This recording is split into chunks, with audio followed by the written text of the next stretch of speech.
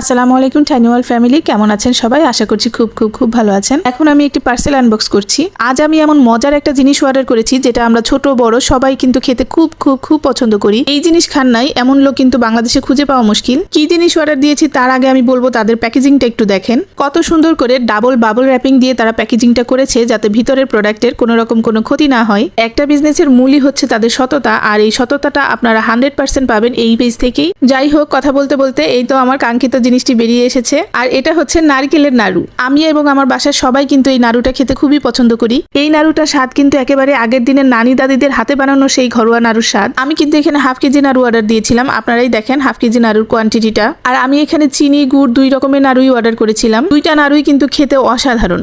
আপনারা যদি এরকম ঘরের তৈরি অসাধারণ মজার মজার নাড়ু খেতে চান তাহলে এখনই চলে যান ছোট্ট বাজার পেজটিতে। সেখানেই আপনারা পেয়ে যাবেন ঘরোয়া স্বাদের এরকম অসাধারণ মজার মজার নারিকেলের নাড়ু এবং আরো অনেক কিছু। আর এই ছোট্ট বাজার পেজটির ওনার কে জানেন?